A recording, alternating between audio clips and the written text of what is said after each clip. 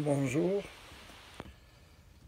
Pour bien assimiler les études des théorèmes fondamentaux, c'est-à-dire les théorèmes de Kennedy, le théorème de Thevenin, le théorème de Norton, il est indispensable de faire une révision, bien un rappel de la loi d'Ohm. La loi d'Ohm précise la relation qui existe entre la tension et le courant pour une résistance R. Pour un générateur U, c'est-à-dire la tension de la résistance, est égale à E, qui est la force électromotrice du générateur, moins RI. R, c'est la résistance interne du générateur. Et U, c'est la différence de potentiel à l'extérieur au bord du générateur. Dans R, où R en ohm, I en ampères, U et E en volts. R est la résistance interne du générateur. I est le courant débité par le générateur. E est la force électromotrice.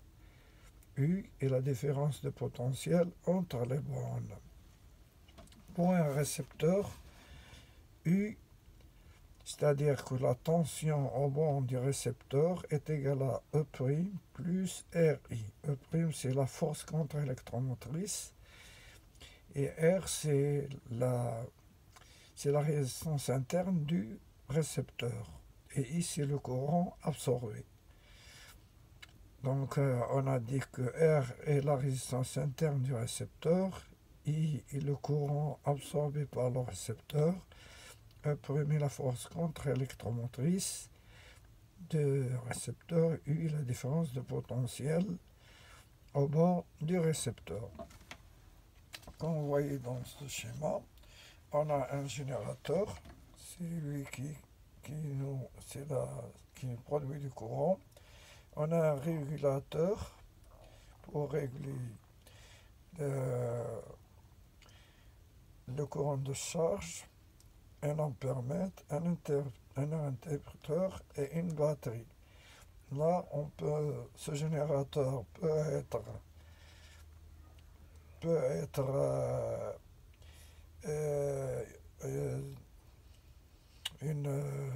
un panneau solaire, par exemple panneau solaire, ou bien un générateur, c'est-à-dire une génératrice alimentée par du courant alternatif, pour ou bien un ensemble thyristor